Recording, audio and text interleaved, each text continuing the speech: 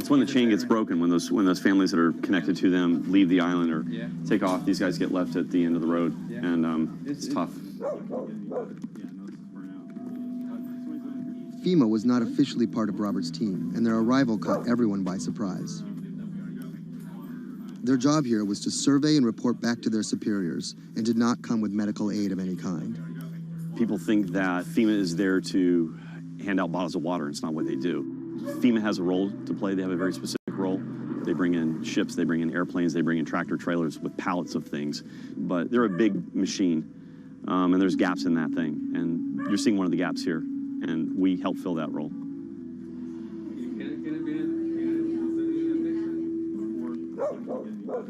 These guys are in a bad situation before, and now they're struggling for real basic things. One of the risks that you run is people going from fear to hopelessness. Those are the folks that we're trying to reach. And how are they reached? How are they even found? Word of mouth, mostly. And what's your role in all this? Ghost in the machine. I'm lucky enough to be able to communicate with folks in FEMA, the state of Puerto Rico. For a ghost, Robert makes his presence well known. Not only was he the de facto leader of the mission, now with FEMA in tow, he created his own maps to survey storm damage. So we're right here. And delivered them to FEMA HQ free of charge. I have pretty good reach. Perhaps that's how he managed to earn himself a coveted FEMA badge without actually working for them. And it's these relationships that allow him to operate more efficiently than an NGO or a government agency. We're able to resolve problems at a different level. Our next stop was on a mountaintop, a family of 11 struggling to care for their special needs brother in what was left of their house. Probably we are the first health team to come and visit this family. Muy bien, todo muy bien. The patient has Down syndrome. He is all day in bed. The difficulty with this is the patient cannot be alone. The most important thing is that you need to take care of the chronic disease besides disability, because they have been not going to a doctor, and no doctor has come in here yet. So we need a refill of this medication. After maybe 54 days, it's not getting better. And the only way that you can be able to see that is coming to the ground, drive, and see the people and talk to the people. You can see San Juan from here, but you can't get there. It's like the Emerald City.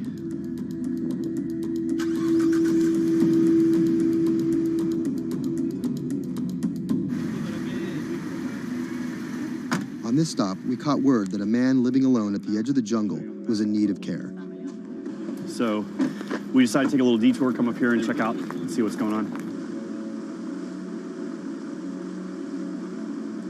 One of the challenges is to find those people that are at the end of these roads that need help.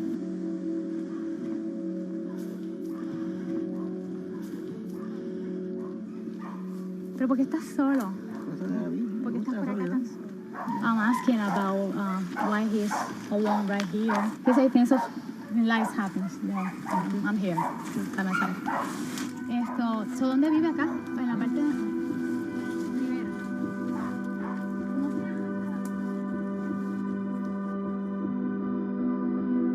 This is not a job. To do this, you need to have passion for what you can do. You're not going to get paid. It's said in disaster response and emergency response that the real first responders are your neighbors. You don't need to wait for a lucrative FEMA contract to go out and do good and to help the community. In the end, do you feel like you're making a difference? Lives you touch and people that you can affect. I don't really think about it in those terms. But why do you do it? It helps me sleep at night. I think it's as much for the people that are going out to help and do things as it is for the people that you affect.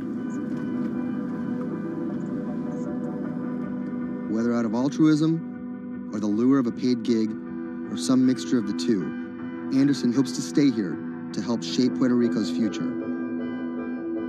Puerto Rico's essentially been a colony for 400 years. It was treated poorly by the Spanish. It was not treated well by the United States when they first got here. Puerto Rico can continue in the way that it's always been, or Puerto Rico can rebuild itself like nothing that's ever been. And we have to do everything we can to make that real. That's the bottom line.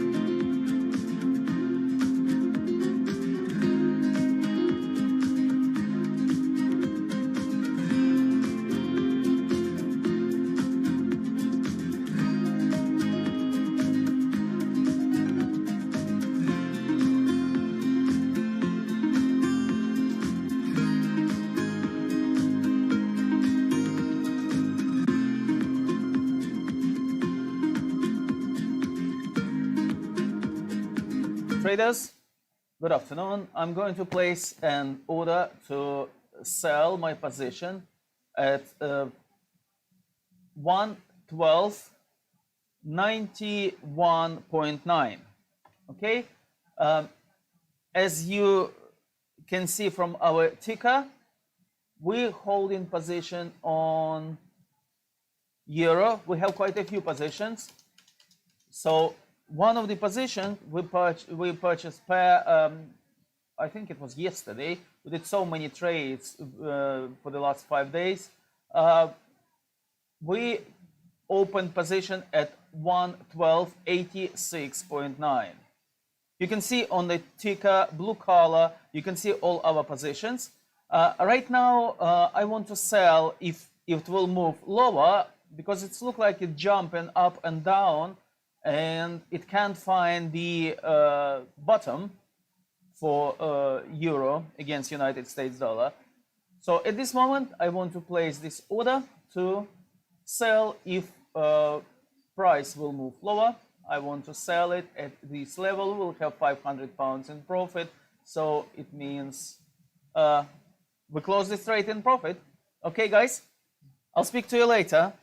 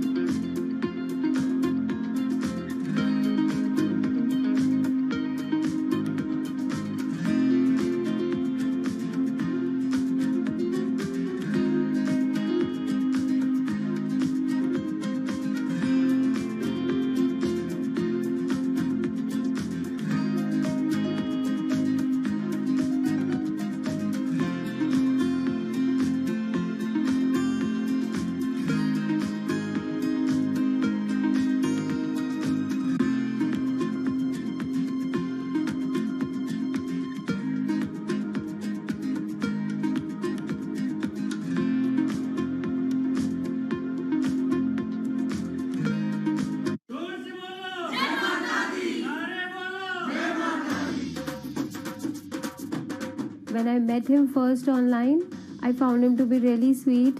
I think I was the one who was talking for an hour. He was just listening. When we met, I saw her. She was beautiful, intelligent, and kind, which was, I mean, something that I was looking for.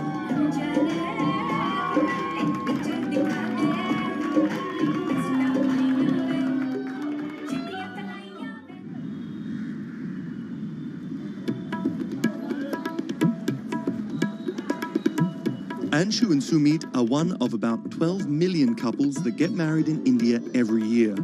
Unlike their parents' generation, they're not from two close villages, but from two cities on opposite sides of the country. And their love didn't start through community matchmaking, marriage brokers, or classified ads in newspapers, but began online. So we met through jeevansati.com. So it's basically an online portal where we have detailed profile of different grooms and brides. It makes a lot of remote profiles who are located in distant areas more accessible.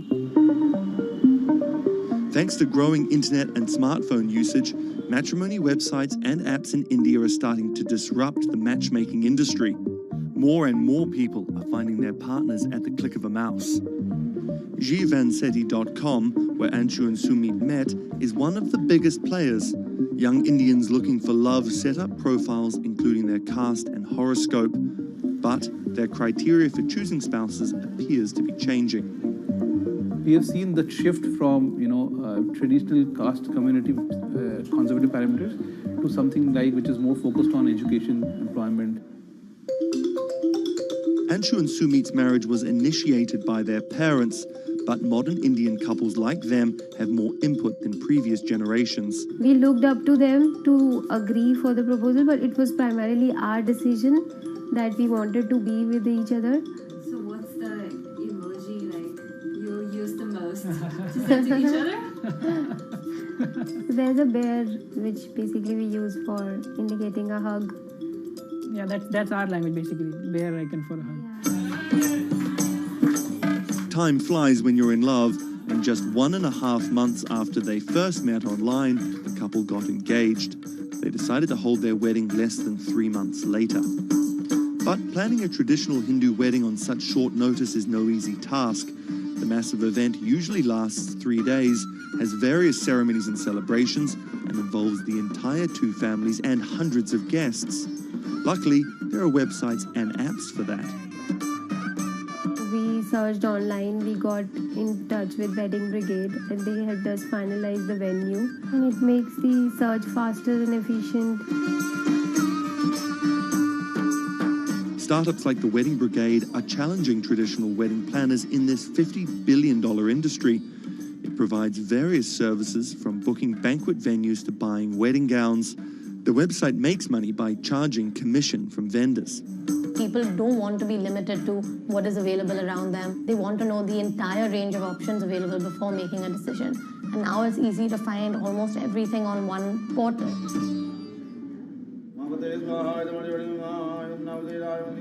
Anshu and Sumit are officially married in a ritual that has gone on for thousands of years, but their love started in a very new way. Technologies might be changing the way couples meet, date, and get married in India, but they're definitely not changing everything. The technology was only the first level help that we could get to find each other. Everything else was like very humanly and emotions and feelings based.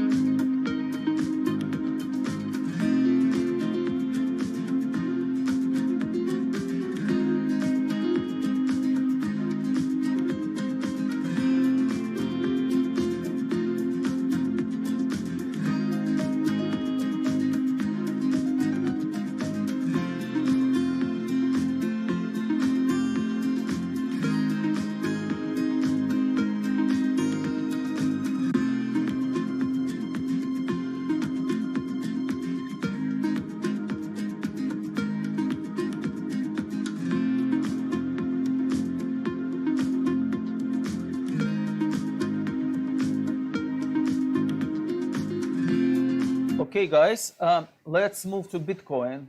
I'm placing an order to sell short Bitcoin at 48,859.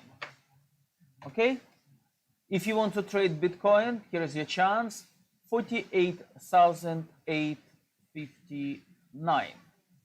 Sorry, let's put 858.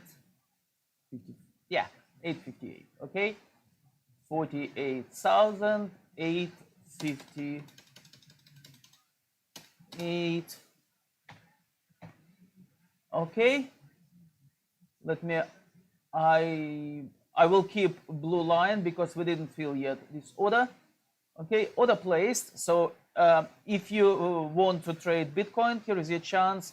Follow me, stay with me, and we will close this trade in profit, of course. If you want to get a strategy and to find out how we do that, you need to go to company.co.uk and purchase the strategy. Otherwise, stay tuned and stay with me and copy my trades and make a profit also. Stay safe, guys. I'll speak to you later.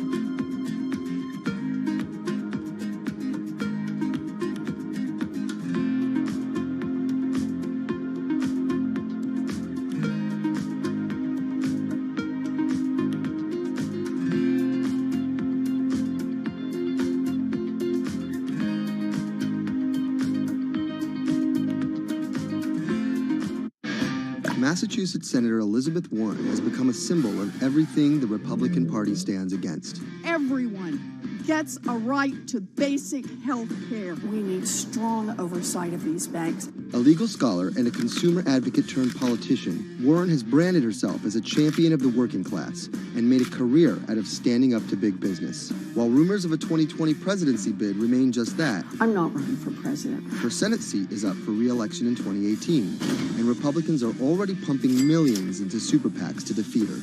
This is the story of how a law professor and politician came to be seen as the biggest threat to Republican values and the greatest hope for progressive America. Elizabeth Warren was born Elizabeth Ann Herron, the youngest of 3 siblings, on June 22, 1949 in Oklahoma City to middle-class parents. After waiting tables to help her family pay the bills, Warren became a star on the high school debate team. She landed a scholarship to George Washington University at the age of 16, but 2 years later dropped out to marry her high school sweetheart, Jim Warren.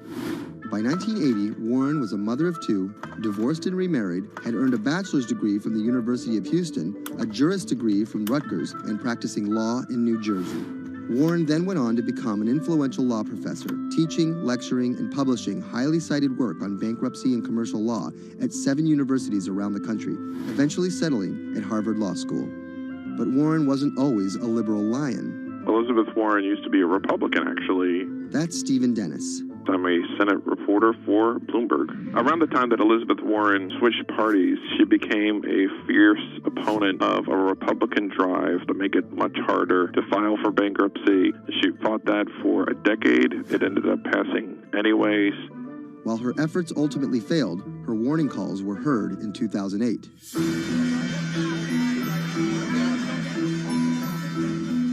We're in the midst of a serious financial crisis. Our entire economy is in danger, and without immediate action by Congress, America could slip into a financial panic, and a distressing scenario would unfold.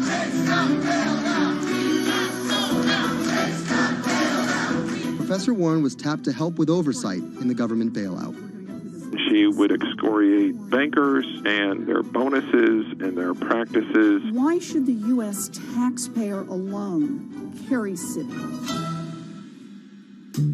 She proposed a series of tough regulations, which became the basis for much of the Dodd-Frank financial law that we have today. That sort of catapulted her to national stardom, particularly among the progressive left.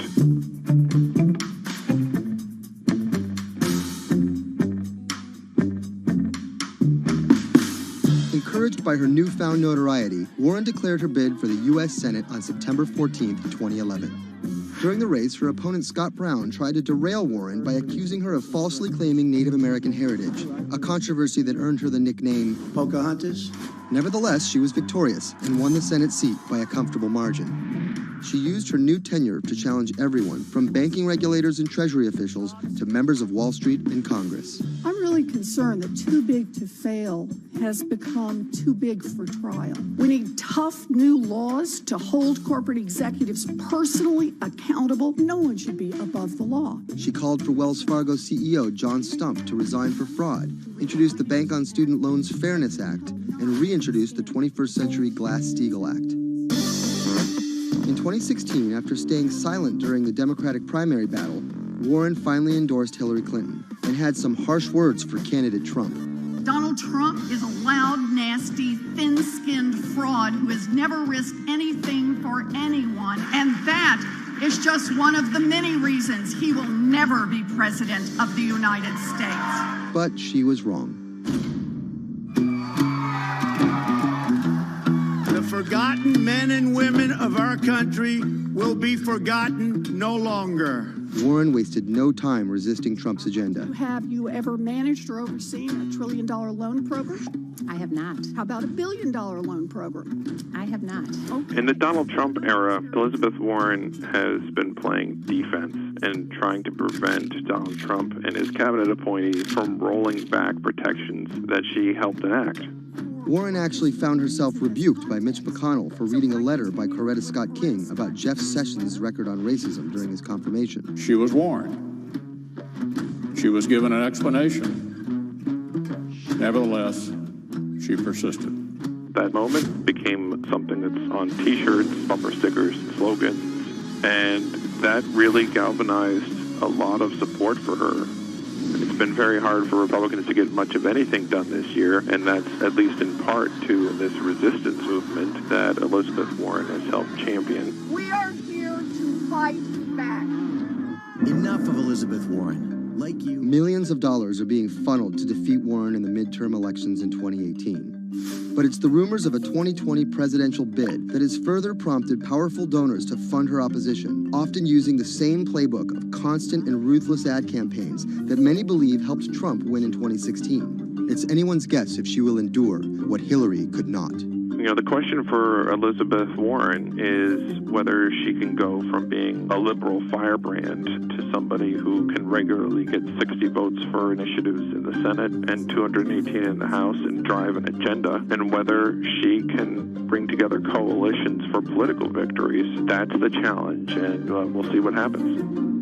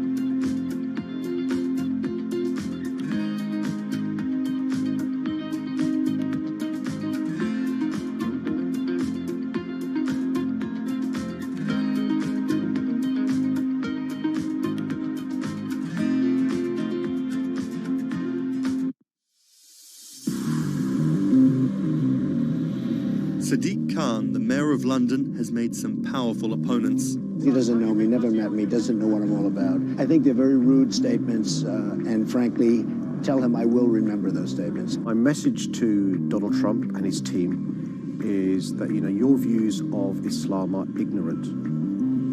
He's the first Muslim mayor of a major Western capital and proud of it. This is how Sadiq Khan went from the son of Pakistani immigrants to a lawyer, lawmaker, and now the mayor of London. Khan's parents emigrated from Pakistan. His father was a bus driver, his mother a stay-at-home seamstress. The 10-strong Khan family squeezed into a 3-bedroom flat in South London. He wanted to be a dentist, but TV in the 1980s convinced him otherwise. Objection! LA law with its swagger and ill-fitting suits caught Khan's eye. He graduated in 1991 with a degree in law from North London University and joined a human rights firm. Khan worked a number of high-profile cases, often clashing with London's Metropolitan Police Force. But he had bigger political ambitions.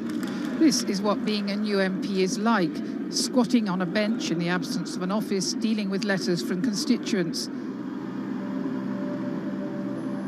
Reports are just coming in of an explosion here in London. And there's just explosions, and then it was just smoke everywhere. Everyone's just asking what's happened. Only 2 months after Khan entered the Commons as a Member of Parliament, London was attacked by Islamist extremists. That day will stay with me for the rest of my life. He spoke out against the attacks both as a London MP and as a Muslim. He has been very clear about his opposition to violence, opposition to terrorism, and has set out to make the case for a more open and peaceful Islam. That's Thomas Penny, one of Bloomberg's Westminster correspondents. Here is a man who is a Muslim, and he is standing up and being open and straightforward and being clear that the problem here is not Islam, but it's Islamic extremism. In 2015, a decade after the attacks, Khan ran for mayor of London, and his faith was back in the headlines. His opponent, Zach Goldsmith, trying to link Khan to radical Islam. The debate got again personal and nasty. The Goldsmith camp has called Khan extreme and accused him of associating with, quote, those who seek to do our police and capital harm. It's a pattern of behaviour. Even the former Prime Minister David Cameron repeated the allegations. He shared a platform with Sajil Shahid, the man who trained the ringleader of the 7/7 attacks and accused the United States of bringing 9/11 on themselves. But the smears didn't stick. Zach Goldsmith ran a very negative campaign that was based on what people knew was a lie. This election was not without controversy. And I'm so proud that London has today chosen hope over fear and unity over division. After taking the mayor's office with a comfortable majority... Okay, guys, position closed on euro, as you can see. Okay. We have £500. Excuse me, £500 in profit. Okay, well done, guys. If you purchased with me, I think it was yesterday, if you open position, you made a profit. Stay safe, let's move on, and I'll speak to you later, guys. Knew where they stood, and it was more straightforward to work with. So he works like a lawyer, he works like a government minister. Khan's kept his faith at the fore. He's an outspoken voice for moderate Muslims across the world. Donald J. Trump is calling for a total and complete shutdown of Muslims entering the United States. Now, by giving the impression that Islam and the West are incompatible, you're playing into the hands of the extremists. The ongoing spat between Khan and US President Donald Trump escalated when Trump went after Khan, misquoting him on Twitter just hours after the terrorist attacks of June 3rd, 2017. Khan's now one of the most prominent Labour politicians in the UK. In fact, a recent poll of Londoners found Khan was more trusted to keep the country safe from terrorism than the Prime Minister or the Labour leader. His story of going from the son of an immigrant bus driver to the mayor of one of the greatest cities in the world plays well with Londoners. But can he appeal to the rest of the nation? Has Khan got his eye on the top job? And is the UK ready for a Muslim Prime Minister?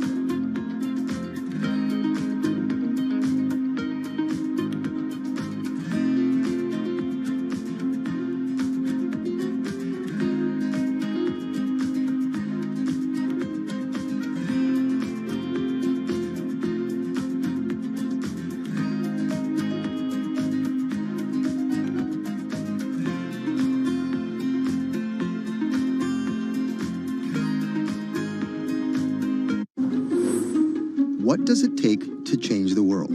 A big army? A cure to a pandemic? A revolution? All of these take either a lot of people, thousands of hours, or massive amounts of space. But for Julian Assange, all he needs is one room, an internet connection, and the world will listen.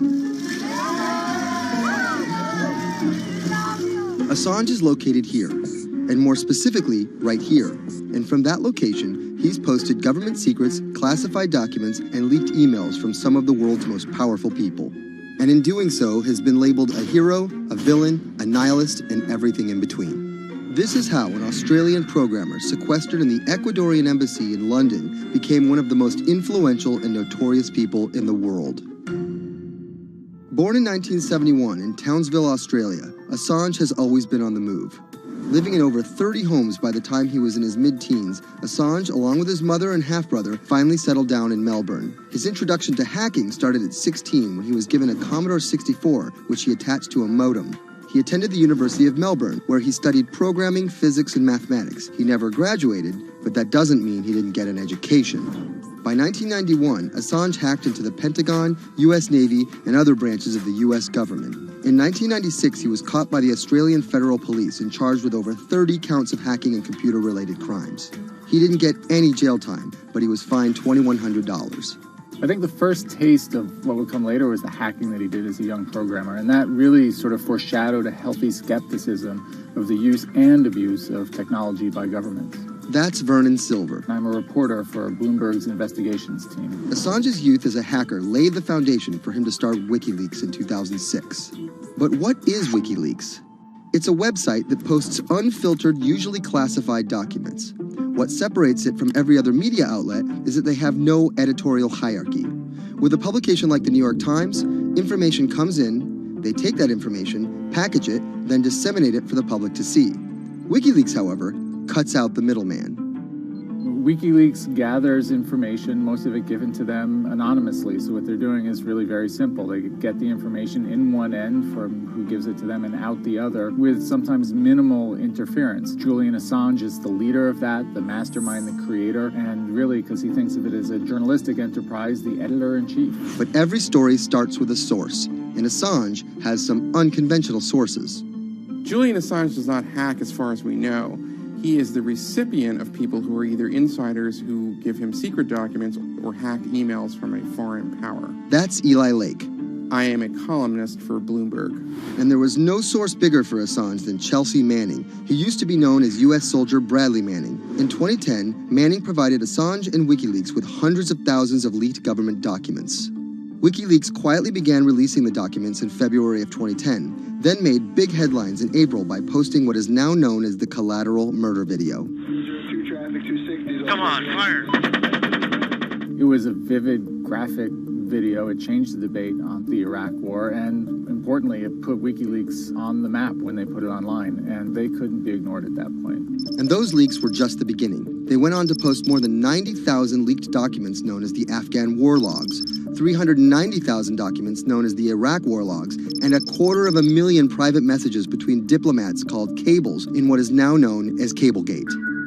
These leaks were met with very real ethical questions. The problem with publishing those cables was that a number of confidential sources for U.S. diplomats who faced real danger when their names were exposed. Then Secretary of State Hillary Clinton drove the point home that every country, including the United States, must be able to have candid conversations about the people and nations with whom they deal. Shortly after Cablegate, the Swedish government issued an arrest warrant for Assange on allegations of rape and molestation. He claimed the allegations were fabricated to get him extradited to the United States, a claim the U.S. government denied. Either way, Assange's next move was to seek refuge in the Ecuadorian embassy, which really was the beginning of the new chapter in his life and what we're dealing with now, which is him being stuck in London. What was supposed to be an office in an embassy is now Assange's self-imposed prison to this very day. But that doesn't mean he's slowed down. Since being trapped at the embassy, WikiLeaks has released files about Guantanamo Bay prisoners, Syrian political figures, and the draft to the Trans-Pacific Partnership. And then came the 2016 U.S. election. Thousands of leaked emails showed Democratic Party officials possibly plotting against Bernie Sanders in his race against Hillary Clinton. Over the course of 68 days, WikiLeaks released 20,000 confidential Democratic National Committee emails. In terms of the presidential race, if you look right here, when Assange released the first batch of emails, Trump actually takes his first lead against Clinton. I think we've had enough of the Clintons, in all fairness. Once WikiLeaks started exposing secrets of the Democratic Party, Julian Assange became a hero to many on the right. Public opinion kind of flip-flopped. WikiLeaks! From the emails, we now know Hillary Clinton's campaign manager makes risotto, and also how the DNC squashed Bernie Sanders' campaign. One thing we don't know is who gave Assange the stolen emails in the first place. Many leading Democrats say they suspect it was the Russians. They released an analysis from a private cybersecurity firm that had said it was the Russians. But Assange claims our source is not the Russian government, and it is not a state party. So this is where we stand today. The public still doesn't know who provided the emails to WikiLeaks. Meanwhile, Assange is still running WikiLeaks and still releasing documents. In March 2017, he started publishing documents from the CIA's Center for Cyber Intelligence called Vault 7. The CIA, the agency charged with finding and keeping our top secrets, can't keep its own secrets. As long as Assange has a connection to the world, no government secret will be too far from exposure. Julian Assange is still in the embassy. Maybe he'll leave, maybe he won't. Kind of regardless, his work has been done. He's changed the way people think about their governments, about their own secrets, about their own hackability, and really the world has changed because of him.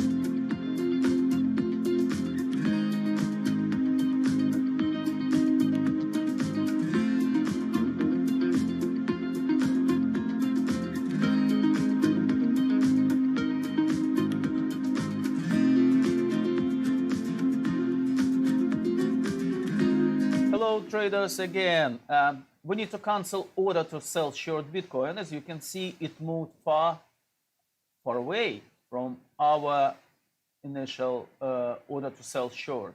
So let's wait. Let's see where it will go, and we will enter later on this order. So all of you guys who wanted to trade Bitcoin, sorry, it's not my fault. Wait, stay with me, and as soon as the order I will see on the computer, as soon as I will get information from our indicators that time came to place an order to sell short Bitcoin or trade Bitcoin or buy Bitcoin, I'll let you know I placed the order and we will trade together. I want to remind you that this is not a demo account. We don't trade demo accounts. We trade real money. So all trading involve real cash. And one trade, 1 pips with Forex pairs equals £100. With Bitcoin, 1% equals £1,000. So the reason I'm placing order before order field, or I'm telling you that you need to cancel or enter the order before, I've done it because at the end of the day, this is real money involved. My clients who follow our trade, and probably you guys who just joined our live trading session. So if you didn't know that, if you think that we're trading demo account, this is not true. Okay? Stay safe, and I'll speak to you later. Again, if you want to get a strategy, get from you can get from company.co.uk. We also provide webinar, live webinar. It won't be recorded. We also always do live webinars, so you can register from the same website for our live trading webinar. Okay, guys, stay safe, and I'll speak to you later.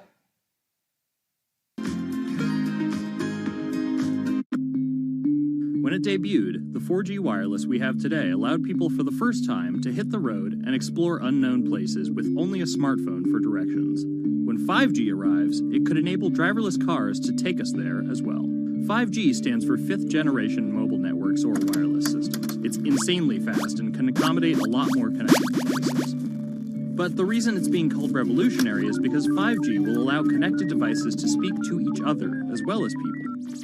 Right now, we're living in a world where really it's a one-way experience. That's Bloomberg tech reporter Ian King. The network talks to your phone, you look at your phone and access data, then you send something back to the network.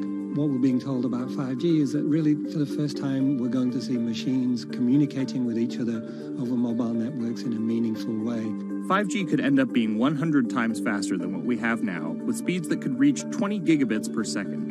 In plain English, that means downloading a full-length HD movie in seconds. 5G will also increase total bandwidth, which we will need in order to accommodate the growing Internet of Things. We're talking about the class of devices like internet-connected refrigerators, thermostats, dog collars, but 5G will enable many, many more. Things like your utility network, factories, where machines are just sat there, not connected at all. Suddenly they're all going to be connected. Suddenly we're going to be able to have real-time monitoring. Other things like cars, like utility poles, like your light, the light poles. But perhaps the biggest advance will be a huge reduction in communication lag time, known as latency. A network of driverless cars will need the speed of 5G to ping each other multiple times per second to avoid collisions. Near instantaneous data transfers could allow doctors to perform surgery remotely with a robotic scalpel. So how will all this work? First, you need to improve network density. And that's just a fancy word for saying you put more towers out there. What we're being told is that's not actually the case with 5G. The idea is 5G will not only use the existing mobile spectrum, but also tap into higher frequencies called millimeter waves. Millimeter waves can carry more data, but only travel short distances. This may mean you'll see a lot more of these base stations around town. And the new towers may have as many as 100 antenna ports, compared to about a dozen on 4G cell towers. So when will we get 5G? Getting 5G ready is expected to cost providers $275 billion over 7 years in the US alone. Look for the first 5G service to pop up in big cities sometime in 2019.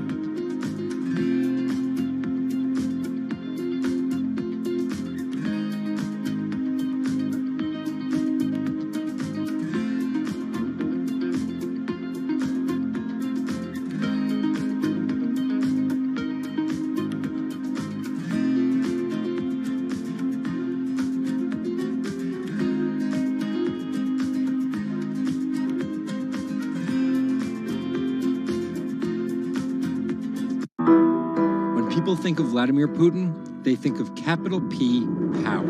And that's exactly the impression he creates. Whether it's physical power, firing different weapons, riding in various James Bond-esque modes of transportation, or tossing hapless opponents in judo. Or political power, ruling his own country with an iron fist, crushing his political opposition, or, most recently, being accused of meddling in foreign elections for his own benefit. This is how Vladimir Putin went from a poor, tough kid in Leningrad to a KGB spy to the very symbol of modern Russia. Vladimir Vladimirovich Putin was born in 1952 in Leningrad, which is now St. Petersburg. His father was a factory foreman and his mother a homemaker. It is widely said that Putin's public-facing tough guy persona can be traced back to him getting into fights when he was younger, which paved the way for him to take up judo. After getting a law degree from Leningrad State University, Putin joined the KGB Foreign Intelligence Service. He spent 16 years in the KGB. When Putin returned to Russia, he began his political career. He went to work for Anatoly Sobchak, who was then the mayor of St. Petersburg. That's Leonid Bershidsky. I'm a columnist at Bloomberg View. Putin thrived in Sobchak's administration because he was sort of considered pretty efficient city official at that time. He was very loyal to Sobchak. So loyal and efficient that he was noticed by Yeltsin's close circle. And those people soon brought Putin over to Moscow to work in Yeltsin's administration, where he quickly climbed the political ladder. Then, of course, he was promoted to Prime Minister of Russia. That's Dmitry Trenin. I'm currently director of the Carnegie Moscow Center. Around this time, Yeltsin and the people around him, the so-called family, decided that Putin would become Yeltsin's successor. And then this happened. The apartment bombings were carried out in 3 Russian cities, killing 293 people and injuring more than 1,000. Putin immediately accused Chechen separatists for the bombings and followed it up with action. He was credited with having a very successful military campaign against the terrorists. And it worked. After that, he became an heir apparent in the eyes of the Russian people. 3 months later, Yeltsin resigned. And on his way out, a famous exchange. He was getting into the car in the Kremlin, and the last words that he addressed to Putin before getting into his car was, "Take good care of Russia."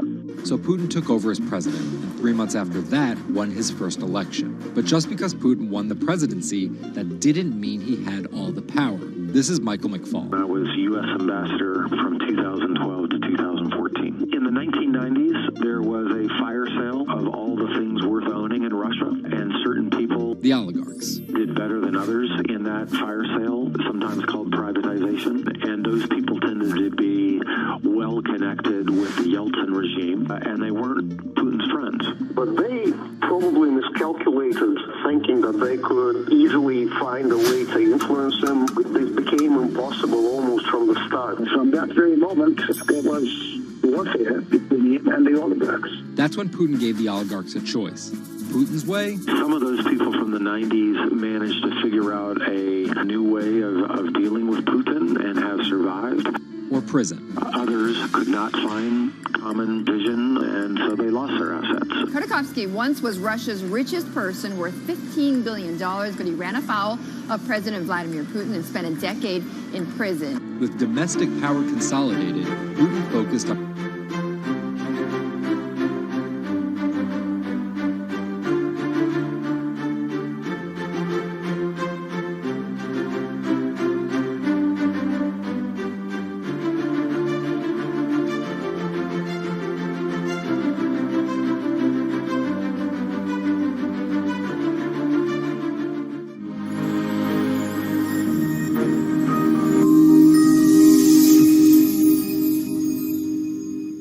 republics in Russia's orbit. In 2008, Putin's 2 terms were up, and he decided to step down as president. Dmitry Medvedev stepped in as president, and Putin went back to prime minister. But really, Putin never left power. He pretty much continued running the country, and Medvedev was a bit of a figurehead. There was actually a period of cooperation between Russia and the U.S. that benefited both countries during Medvedev's presidency. Because Medvedev did not have the same negative attitude towards the West as Putin did. But when Putin came back to run for a 3rd term, in the lead up to the 2012 election, it is widely believed that both the presidential and parliamentary elections were rigged, and and Russians took to the streets. Putin blamed the protests squarely on America, and more specifically, Secretary of State Hillary Clinton. He believed that she had sent, and this is his words, a signal to demonstrators. Still, Putin won by a huge margin and set about crushing the protest movement immediately upon his return to the Kremlin. Over the next few years, Russia's economy tumbled. Putin annexed Crimea, leading to sanctions. The price of oil fell drastically. The ruble hit a new low, and America played down Russia's influence, with Obama calling Russia a regional power. Despite all of that, Putin's approval rating remained sky high, and then an opportunity for payback. I think I'd get along very well with Vladimir Putin. In 2016, there was one candidate who called Vladimir Putin very smart. Trump exhibited tolerance towards Putin's actions annexing Crimea, and similar views on NATO and sanctions. Secretary Clinton didn't support any of those views. Even though Putin denies any wrongdoing, U.S. election. Yes. the U.S. has accused Russia of being behind the leaking of 20,000 Democratic National Committee emails, which many say helped Trump beat Hillary Clinton in the presidential election. Which leaves us here, with the possibility of a President Putin until 2024, positioning Russia to be the world power he always imagined it should be.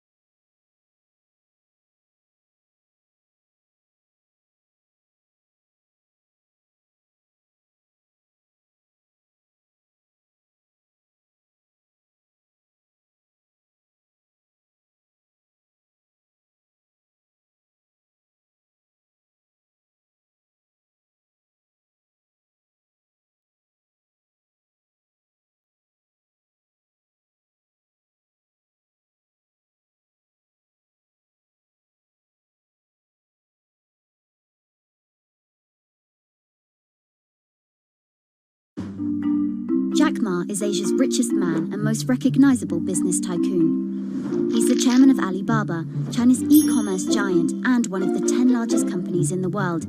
Yet he still wants more. We know where we're going. We want to be the 5th largest economy. Big words from the man some call Asia's Jeff Bezos. He's confident, he's charismatic, and he's definitely not the average CEO.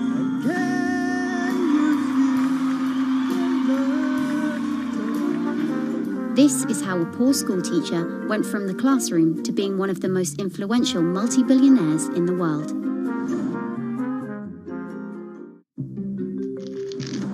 Ma was born in China's southeastern city Hangzhou in 1964. His parents were traditional musician storytellers. As a teenager, he started to learn English from foreign tourists after China opened up in the late 1970s. And then for 9 years, Jack Ma hung around outside the Hangzhou Hotel, which is now called the Shangri-La. He would get up at 5 a.m. to talk to travelers. That's Bloomberg technology reporter Lulu Chen. And I cover China Internet for Bloomberg. Ma failed China's National University entrance exam twice before being admitted to local teachers' college. He graduated in 1988. He applied for 30 jobs and got rejected, including from the fast food giant KFC.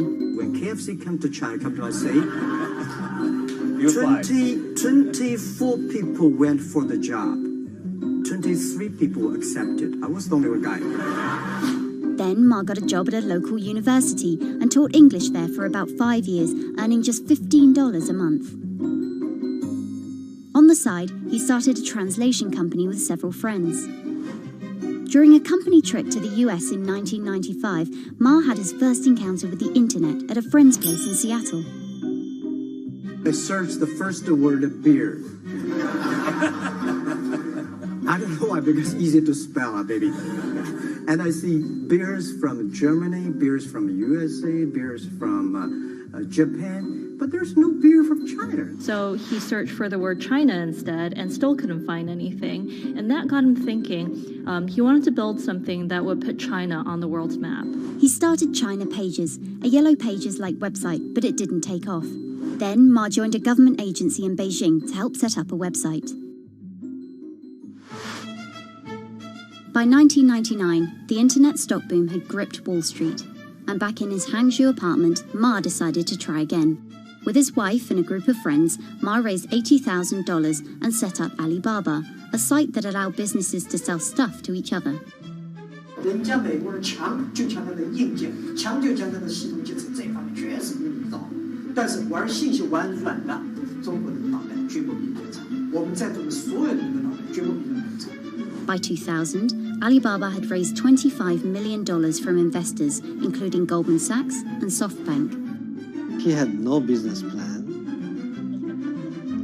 and zero revenue, but his eyes was very strong eyes. In 2003, Alibaba started Taobao, a platform for individual sellers to trade with each other, and publicly declared war against eBay, who had started to make a foray into China. Jack Ma has this famous saying that Alibaba is a crocodile in the Yangtze River, whereas eBay is a shark in the ocean. And if they fight eBay in the ocean, then they'll lose. But if they fight them in the Yangtze River, then they have a home base advantage. In 2007, just 1 year after it forced eBay out of China, Alibaba debuted its business-facing division on the Hong Kong Stock Exchange. But it delisted 5 years later as its performance sagged. But in 2014, Alibaba raised $25 billion in the world's biggest IPO in New York. Everybody should have a dream. What if that dream comes true? After achieving dominance in the business of e-commerce in China, Alibaba has been building an internet empire worth $472 billion, with businesses in cloud computing, online video streaming, movie production, healthcare, sports, retail, and even news media.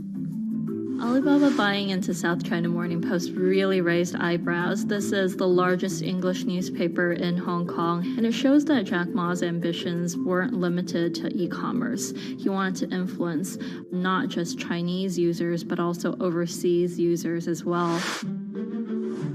The US has criticized Alibaba for allowing companies to sell counterfeit and poorly made goods, but in China, it enjoys the favor of China's government. It's part of Ma's company philosophy. In love with the government, but don't marry with them. Jack Ma is an extremely fortunate man for jumping on the internet sector so early. Note that this is a person who has no coding skills at all. He's a natural showman and a gifted public speaker and really able to convince others to believe in his vision. Ma's vision of growing Alibaba to be the world's 5th largest economy faces strong competition at home and abroad.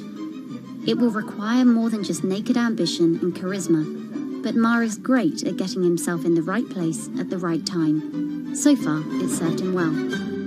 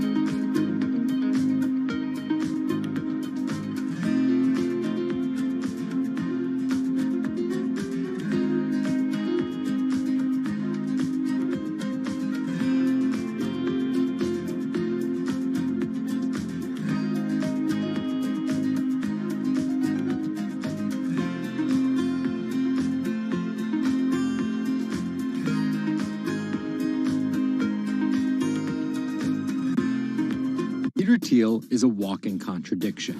He got his bachelor's and Juris Doctorate from Stanford, but speaks out about the horrors of higher education, saying college is as corrupt as the Catholic Church was 500 years ago. He's a staunch supporter of the free press, yet he bankrolled a lawsuit to bankrupt an independent media company. But these were not journalists. And most of all, he's an immigrant libertarian who's the most public supporter of Donald Trump in all of Silicon Valley. What Trump represents isn't crazy, and it's not going away. This is the story of how an openly gay, immigrant genius, libertarian billionaire went from tech contrarian to Silicon Valley's biggest Trump supporter. Peter Thiel was born on October 11, 1967 in Frankfurt, West Germany, to Suzanne and Klaus Thiel. Peter's family emigrated to Cleveland, Ohio when he was 1. An Ayn Rand devotee during his youth, Thiel attended Stanford University majoring in philosophy. His Stanford experience shaped a really big part of who he decided to surround himself with. That's Lizette Chapman. And I cover technology and venture capital here at Bloomberg. He and his Stanford friends made their first big splash in tech with PayPal. After selling to eBay for $1.5 billion, they would become known as the PayPal Mafia for each incredible success after PayPal. For Thiel, That began with an early, modest $500,000 investment in Facebook. And in VC speak, early means big risk, but also big reward. He turned that initial $500,000 investment into more than $1 billion in cash. But Thiel was just getting started with Facebook, and he went on to make a whole bunch of wildly successful investments. From SpaceX to Airbnb to one of the largest, most powerful companies in the United States, if not the world, and of course that's Palantir. The incredibly controversial secretive data mining startup he founded with his colleagues from PayPal. It connects data silos and then allows non-technical people to search that information for patterns.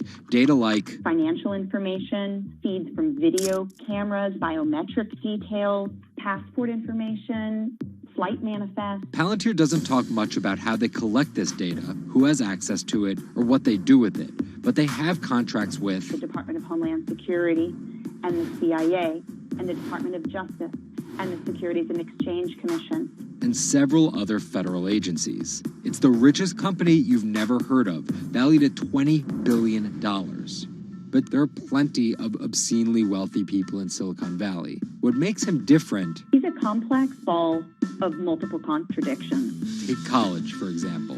Even though college was extremely important for Thiel, there's something called the Thiel Fellowship.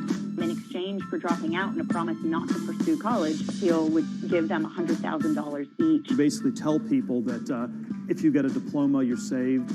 Otherwise you go to hell. You go to Yale or you go to jail. Also, his relationship with the press. Here's another contradiction. He's donated to free press initiatives, including the Committee to Protect Journalists. But he also secretly spent tens of millions of dollars bankrolling a lawsuit filed by Hulk Hogan over the publication of a sex tape and bankrupting the independently run Gawker Media.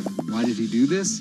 Because in 2007, one of Gawker Media's blogs, ValueAg, outed him as gay. And with the lawsuit, he found an opportunity to get back at them by funding the lawsuit that Hulk Hogan was able to bring then, but he wouldn't have been able to do that without Thiel's money. And finally, Thiel's biggest contradiction, his endorsement of Donald Trump. When he was asked about his support for Trump, he was surprised at the outrage that came with it from many of his colleagues in Silicon Valley. He didn't want more of the establishment. No matter how crazy this election seems, it is less crazy than the condition of our country.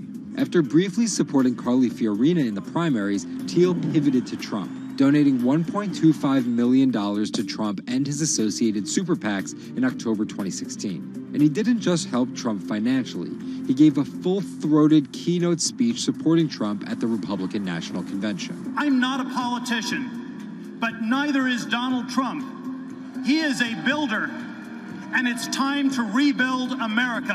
And when Trump was finally elected, Thiel was given the reins to an enormous amount of power. And I want to thank you, man. You have a very special guy. He was named the transitional advisor.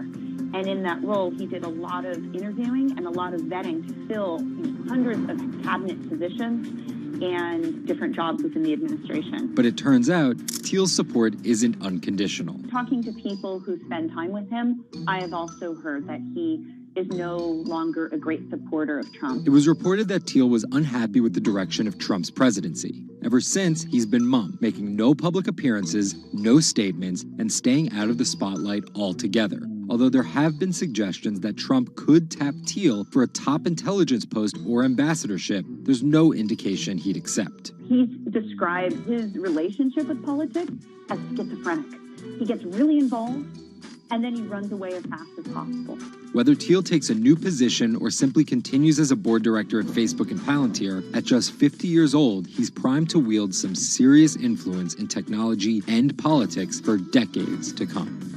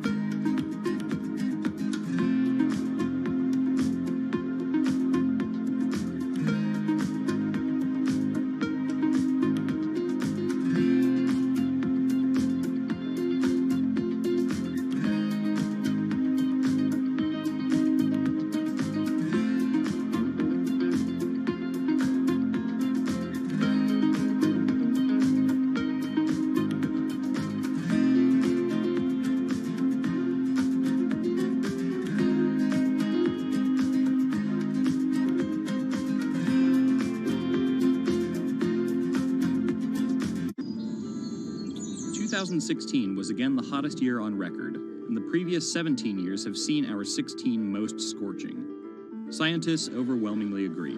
Global warming is the culprit. And it's just getting started. Ice caps, extreme weather, wildfires, droughts, and the hits keep coming. What are we doing about it? In 2015, the world took its boldest step yet to stem climate change with a historic accord in Paris. But now comes the hard part. Nations must change energy policies and invest huge amounts of money, and they will likely do it without the United States. President Donald Trump announced on June 1st that the U.S. would withdraw from the accord. The reality is that withdrawing is in America's economic interest and won't matter much to the climate. Here's the situation. Decades in the making, the Paris Agreement united the U.S., China, and more than 190 other nations in a push to limit fossil fuel pollution. The UN-sponsored plan secured pledges to cut greenhouse gases, the emissions that trap heat in the Earth's atmosphere, in an effort to avoid the rising seas and other environmental disasters that climate models predict. But even if all pledges are met, the globe is expected to warm by as much as 3.4 degrees Celsius this century, more than the UN target of well below 2 degrees. Meeting the Paris Agreement means that governments will have to offer more incentives for clean energy, scale back support for fossil fuels, make emissions more costly, and reduce deforestation. It's estimated that the deal will require $13.5 trillion of spending through 2030. Here's the argument. Unlike past climate pacts such as the Kyoto Protocol, each country set its own Paris targets and then promised to revisit and improve them. The U.S. was primed to play a lead role in climate change, but Trump's Energy Independence Executive Order reverses Obama-era rules and directives put in place to combat climate change, and expands production of coal, the dirtiest fossil fuel. The resulting policies threaten the global fight against climate change. Without the U.S. commitment to emissions reduction, other countries may join it in abandoning the Paris Agreement. This could make it almost impossible and even more expensive down the line to stop climate change. Optimists argue that the shift to a lower carbon future is already underway. Businesses, cities, and U.S. states, such as California, are already investing in wind and solar and taking other steps to make it work. I've actually been called an environmentalist, if you can believe that.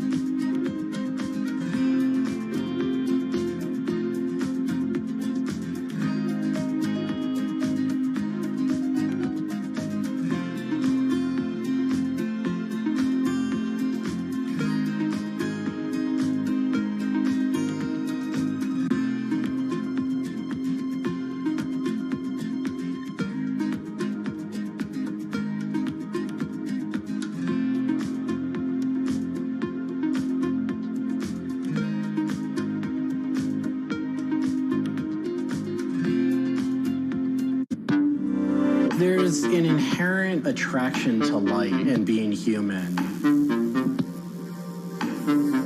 And I think on a very deep psychological level, light is this way in which we experience the energy surrounding us in a very personal manner. My name is Matt Dilling. I'm the founder of Light Bright Neon Studio, and we manufacture, produce, and restore neon works of art and design.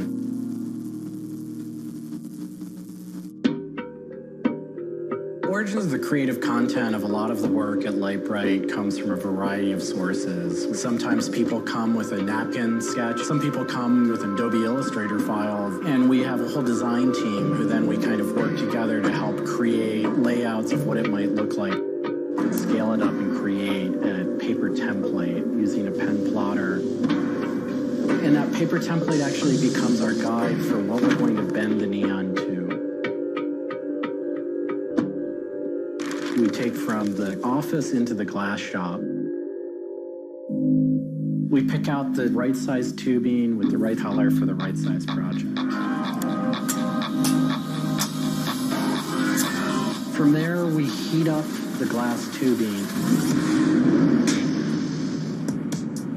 The torches heat the glass well in excess of 1,000 degrees in order for it to get into its molten state. We heat up and bend the glass tubing to match the template. One of our chandeliers has over 100 different bends in it. So each one of those bends has to be marked for a heated up bend. We also have to allow the glass to cool between the bends so that the next area can be worked on and heated up in its own unique fashion. It turns into spaghetti, and then we have to make sure that that spaghetti lines back up and cools to the template.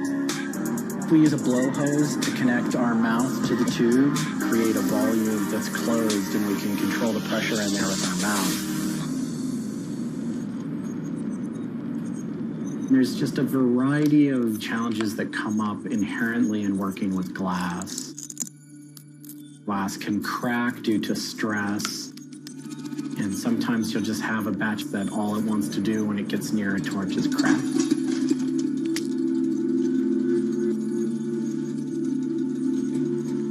After we've bent various components, we have to go in using the crossfire or the hand torch and actually weld all of those pieces together. The last step on that is then to weld on electrodes onto either end. Each one of those steps is very, very specific. I draw inspiration from so many different experiences. It's hard to come up with one thing that's particular, but one of the ways that I really am able to connect with the creative is to float. Floating is a similar experience to meditation, to psychedelics. Going into a blackened room and laying out in a body of water and salt that's heated to your body temperature, and it allows for all sort of external stimulation to fall away. And your internal world really begins to bubble up and manifest. You really get to experience a different relationship to your mind.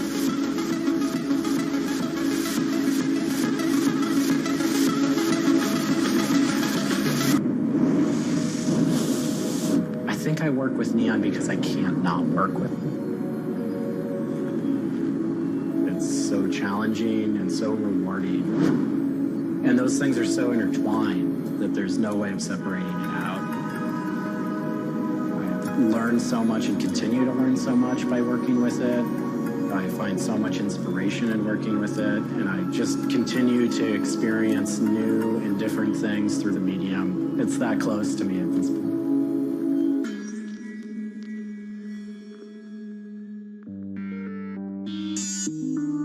Once the neon tube is completed, we have to hook it up to our manifold for bombarding. The manifold is open, a vacuum is drawn. We check the tube for leaks with our Tesla coil. We close the tube back off, and we heat it up using a very large and powerful transformer. As the tube is heated up, it releases anything that's not inert inside the tube, and we evacuate that out. We introduce the gas into it. ignition, we seal the tube off, sealing into that tube whatever gas we introduced into it. I think my favorite part of making a neon light is when I see it lit up for the first time.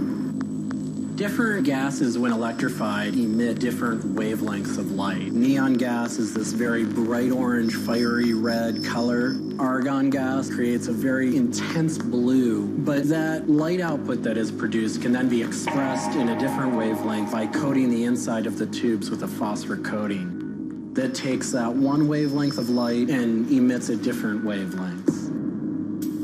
We bring it over to the aging table where we hook it up to an age-in transformer and allow it to settle, age the gas in that we've introduced to it. There's always a stray particle of something left inside the tube. But that time that the oxide coating can act to scrub whatever is left inside the tube while things are getting settled into place.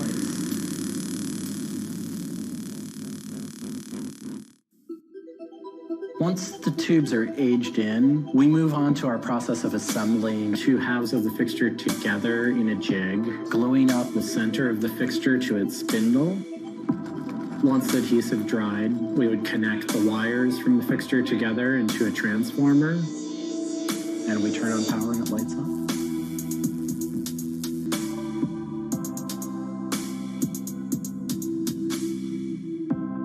Part of what we love about what we do here is that we try and put out into the world the kind of things that we'd like to see. I still am surprised when it lights up. I'm still excited when I get to see it illuminated. There's an ineffable quality to it. To me, is this insight into the inner workings of the universe. It literally is. It's a way of looking at what is surrounding us in the cosmos in a new light.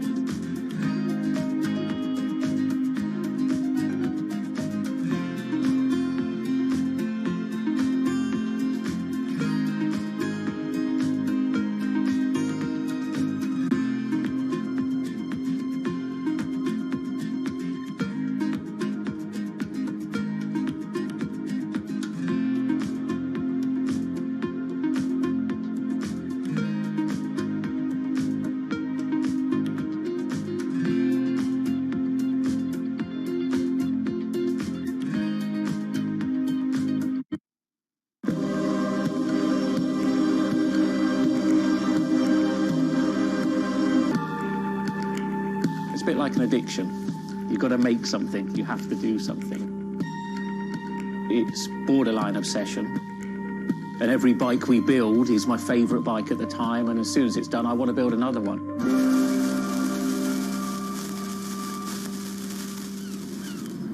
Sven Cycles is something I've been thinking about ever since I started cycling in my late teens. We want bikes that ultimately you'll really enjoy riding. There's never a bike that's the same. There's always a slight change. And as we build them individually as well, they have the marks of a bike that's built by hand. Most people I know cycle have an idea of their dream bicycle, and it may be an evolving idea you've had in your head. And we've worked with a lot of people that have come to us with sketches and scrapbooks. It's really, really nice to build something that's just one-off and unique. I think a lot of people see a bicycle as two wheels and a frame in the middle. There are a lot of subtle changes and nuances in design which can change the riding characteristics quite dramatically. I'm a really big fan of modernist architecture, and the simplicity of a modernist building is really hard to achieve. And with some of our bikes, they may look very simple, but I think people should not underestimate the time and effort that goes into designing a product. Tubing is key to a bike's feel and ride. Reynolds tubing has been in my life ever since I can remember. Growing up, I could never afford a frame manufactured with their tubing. We can now put a badge on our bike saying manufactured at Reynolds, which is a sort of thing as a kid I just wouldn't have believed was going to happen.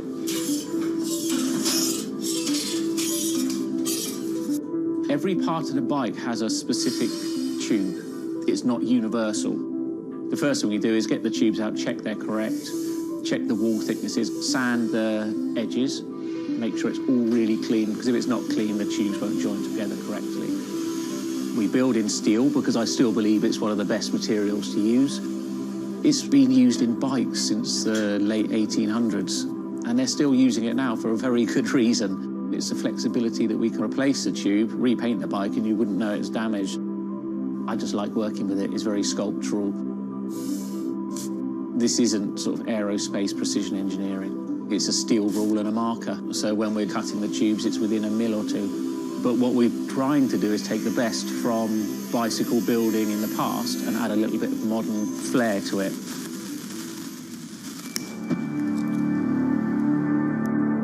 There's various techniques for building bicycles. We do a thing called fillet brazing, where you connect a pipe together. We use a bronze rod and a flame. We heat the tubes up to the same temperature and we fill the joint with bronze. And it gives a very, very sort of fluid, lovely, sort of quite sculptural feel. You've got to practice. You've got to be able to judge material temperatures. You've got to just look at it and you just get a feel for it. It's a stage where your tubes start to look a bit like a bicycle. My father's a jeweller. He'd make sort of very pretty things, which are lovely, but for me, they don't really have any function. What I love about bicycles, you can start on a Monday with a box of tubes. You can be riding it by the weekend, and it can last you for the rest of your life.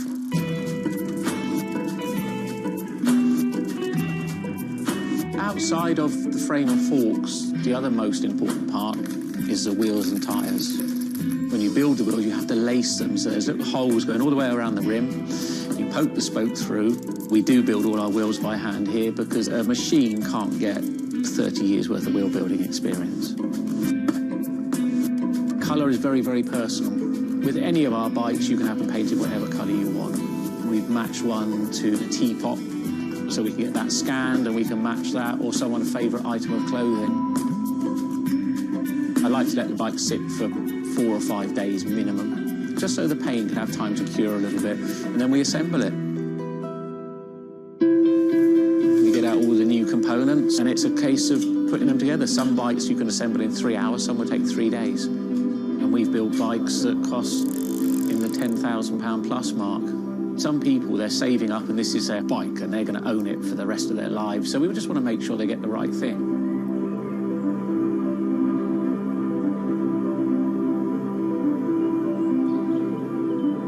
I think the bike, for me, was the first time I had some freedom. So as soon as I had one, I was off. lot of people still get that thrill as when they were a kid blasting down a hill, wind going through their hair. It's fun. Everyone has their favourite jacket or something that just makes them feel good. If you've got a bike that fits well, you actually feel part of it. Building bicycles as a creative outlet is fantastic. It's not something you do because you're going to get a big paycheck at the end of the day. You do it something you have a passion for it.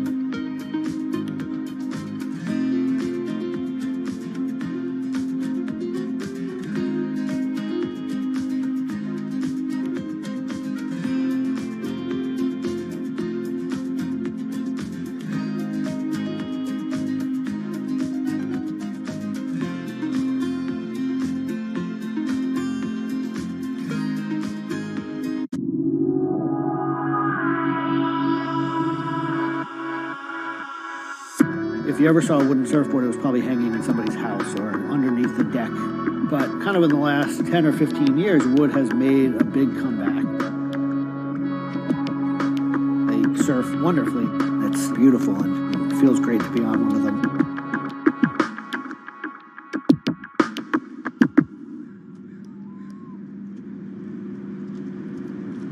I always had a love for wood and kind of passionate about things that went in the water.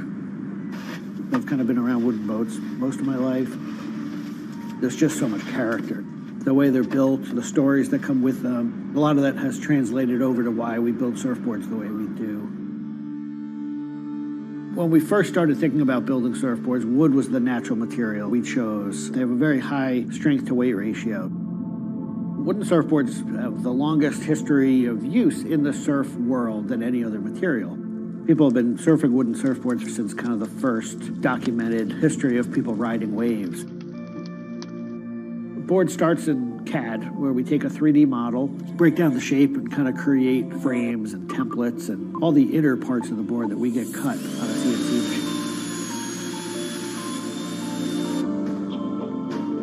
machine. We take those frames and we just pop them out, assemble the frame into kind of a skeleton. go out to our lumber shed, pick a bunch of cedar, and bring them into our mill shop, put glue along the edges, clamp it all together into a panel. Everything's book matched. You have symmetry in the colors and texture of the wood. Cut your outline. Take our assembled frame, gently put it down right on top of the plank.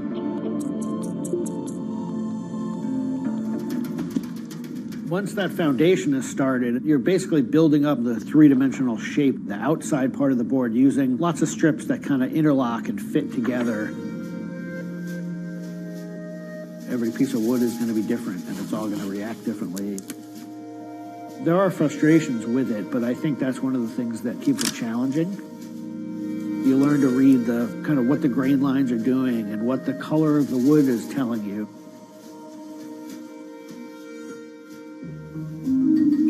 Once those rails are cleaned up, we put our top planks on. It's a little bit like putting a lid on a box. It's like, this is it. Whatever's inside that board is staying inside that board. And by tensioning some rope, you can clamp the two together. It's like a time capsule.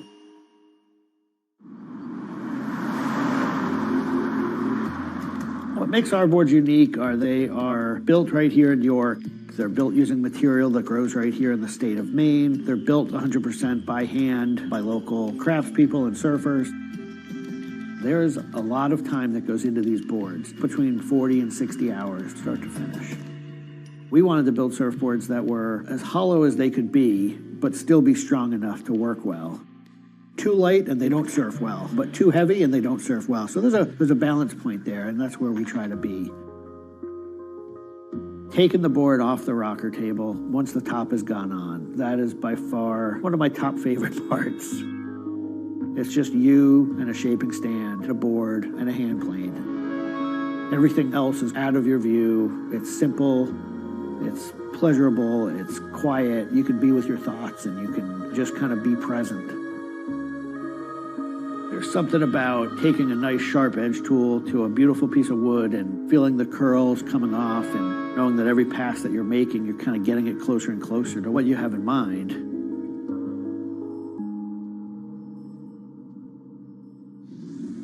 Once we've shaped it down and the board's looking like it's supposed to look like, it's time for it to go into the glassing room. 4-ounce fiberglass, laying it over the board, draping it over the edges, cutting it, applying epoxy, and on the board. Once both sides are lamb coated, it's time to put in the hardware. Drill and router and install the fin box. And on the other side, we drill and put in the leash plug and a vent. There's a lot of air just naturally inside the board, and that air wants to expand and contract with temperature changes. And that vent has a little piece of Gore-Tex fabric in it, and it allows air to kind of breathe both ways, but it doesn't allow water to get in. Once all that hardware is put in, it goes back into the glassing room. We brush a nice, beautiful, thick coat of epoxy over the whole surface, and that we call a gloss coat. That's supposed to look beautiful and glossy and shiny and flawless. You get to see that board come to life. Whatever the colors in the wood, they really come out. It just makes it look like candy. You just want to touch it and run your hands down it, and it's just kind of the icing on the cake.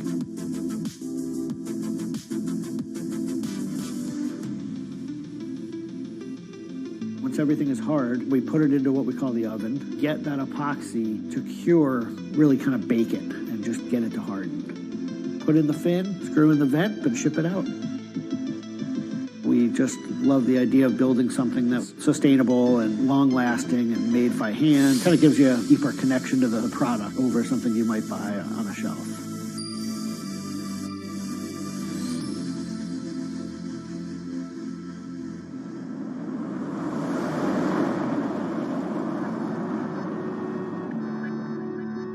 When a customer gets the board, they feel it. They 100% feel the amount of work and the amount of passion that went into the board. So I'm not really looking at hours and efficiency.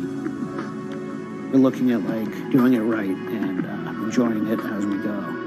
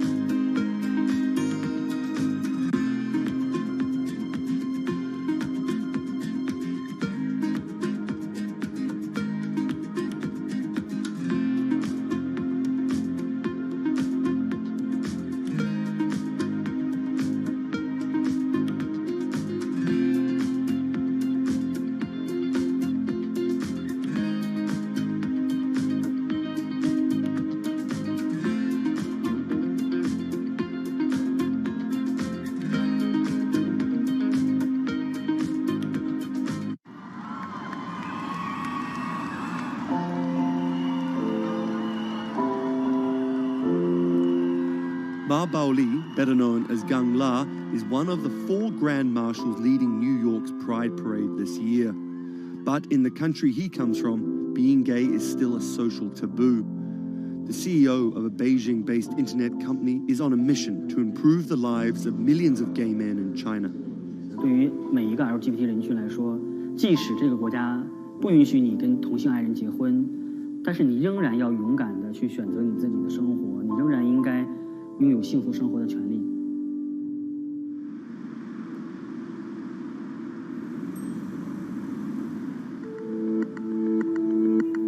Ma's company Blue City runs an app and a website specifically for gay men.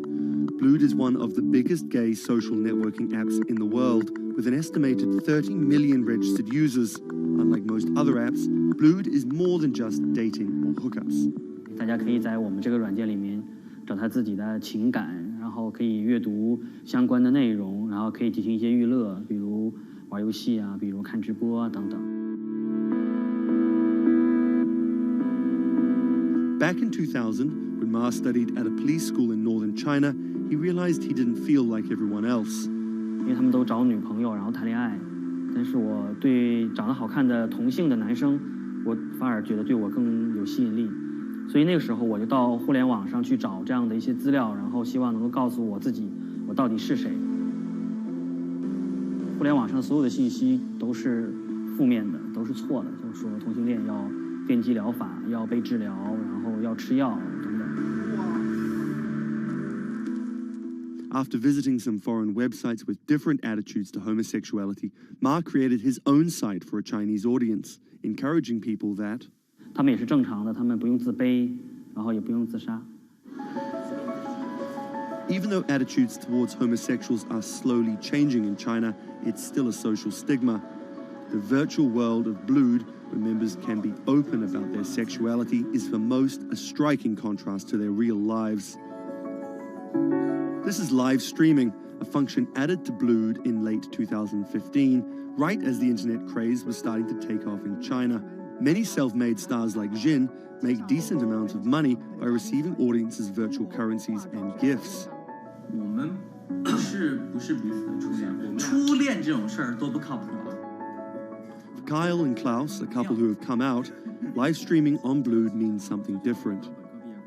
其实我经常会收到很多粉丝的一些互动的留言，就是类似就是说你们让我们看到了同志情侣之间的一些希望啊，我看到这样的留言我是很欣慰。The government's rules for acceptable content online may shift quickly in China, with LGBT material in a grey area. Many companies feel the chill of the recent internet crackdown, but Blue City still runs as usual. Ma has won the Chinese government's trust by helping with HIV prevention among gay men. A third of the company's staff are dedicated to screening pornographic and politically sensitive content. 我不太多的愿意去对抗，我更多的愿意去对话，去改变他们的想法。我觉得这个可能在中国来说是更有效的。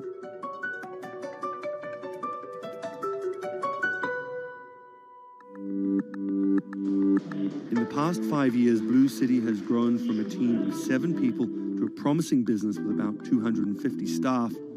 Ma said the company earned over $15 million last year, mainly through advertising and selling virtual currencies to live streaming audiences. Now the company is expanding overseas. 我希望吧，通过我们的努力，Blue能够成为全球第一家在美国纳斯达克或者是纽交所上市的这样的同志互联网公司。